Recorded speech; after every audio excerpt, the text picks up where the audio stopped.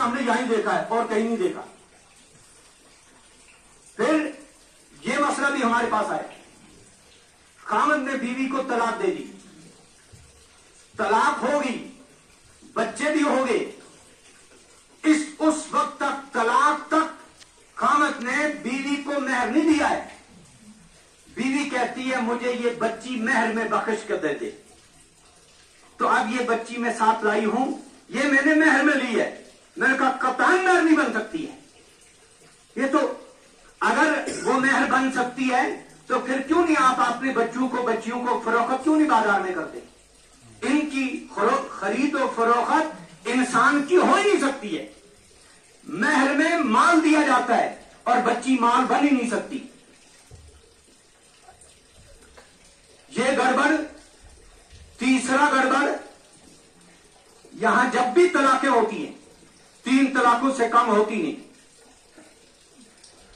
چاہے وہ مولوی ہوں, چاہے وہ پنچ سرپنچ ہوں, چاہے وہ چودھری ہوں, جب بھی ان کی محفل میں طلاق ہوتی ہے وہ 3 طلاقوں سے کم طلاق لکھتے ہی نہیں.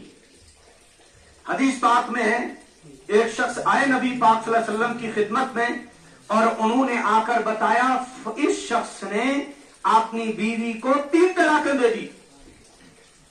حدیث پاک میں کہ غضب وجہ رسول اللہ صلی اللہ علیہ وسلم, حضور بہت ناراض ہوئے اور اس کے بعد فرمایا اطلعوا بکتاب اللہ وانا بین اظہرکم, تم اللہ کے قرآن کا کھلواڑ کرنے لگ گئے, اتنا بھی انتظار نہیں کیا. ابھی میں اس دھرتی پہ نبی موجود ہوں, میری موجودگی میں 3 طلاقیں. دوسرا صحابی تلوار لے کے کھڑا ہوتا ہے, یا رسول اللہ اجازت دیجئے نا, جس نے قرآن کا کھلواڑ کیا ہے میں اس کی گردن کو آپ کے سامنے اڑا دوں گا. آج عمر کا دور ہوتا تو ان بدعتی مولویوں کی گردنیں قلم ہوتی. یہ کھلواڑ کرتے ہیں دین کے ساتھ. پھر 3 طلاقیں, اس کے بعد حلالے کا کاروبار یہاں چلتا تھا, وہ اس بندے نے بند کیا ہے. اس مولویوں کو میرے ساتھ چڑ کیوں ہے؟ لڑائی کیا ہے؟ میں تو کشمیر کے اس پار کا ہوں, میرے پاس کسی کا زمین کا اتنا 1 انچ نہیں ہے. لڑائی کس بات کی ہے؟ لڑائی اس بات کی ہے کہ ہم نے ان کی عالمی تجارتوں کی منڈیاں سد پڑ گئی ہیں. ہم نے ان پر کاری ضربیں لگا کر جو یہ دین کا کھلواڑ کرتے تھے اس کھلواڑ پر ہم نے کاری ضرب لگائی ہے. یہ میرے ساتھ جنگ ہے ان کی. میں ان کو دعوت دیتا ہوں, جو تم کرتے ہو اگر یہ صحیح ہے منہ مانگا انعام تمہیں دوں گا. یہ گڑبڑ اس لیے کہ جیسے کوئی دین کو جاننے والا کوئی ہے ہی نہیں, پوچھنے والا کوئی نہیں. شاید یہ کوئی ایسا پسماندہ دین ہے اس کا نام ہی لینے والا کوئی نہیں رہا. ایک کیس میرے پاس آیا, میں نے کاغذ پڑھا, کاغذ میں مجھے شک ہو گیا. شک لکھنے میں ہوا, یہ تو یقین تھا کہ 3 طلاقیں لکھی ہوں گی. میں نے کہا کاغذ کس نے کہا فلاں صاحب نے. میں نے دائیں بائیں فون کیا, اس شخص کا نمبر لیا, کیا میں نے اس کو فون, میں نے کہا یہ کاغذ آیا ہے, اس میں طلاقیں کتنی لکھی ہیں؟ کہا جی ہم نے 3 لکھی. 6 طلاق برابر. میں نے کہا تمہارا بیڑا غرق. 3 کیوں لکھی؟ کہا یہ دونوں آپس میں لڑ رہے تھے, یہ ایک دوسرے کے مکان کو جلانے لگے. میں نے کہا اچھا تم نے شریعت کو پامال کر دیا اور ان کا مکان بچا لیا.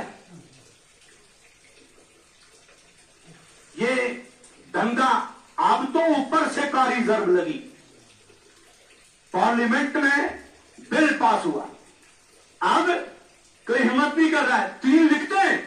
ایک شخص میرے پاس آیا, کہا مولوی صاحب نے طلاق نامہ لکھا پھر اس کو چھپایا, اور مجھے کہا اللہ کے لیے میری تعریف باہر نہیں نکالنا کہ میں پھنس جاؤں گا. ضرورت ہے وہ کاغذ لکھو جو عدالت میں دی جائے. شریعت نے حکم دیا ہے طلاق لکھو, کیا پریشانی؟ کیوں 3 پہ پہنچتے ہو؟ کیوں اپنے ہاتھ سے اپنے دین کا کھلواڑ کرتے ہو؟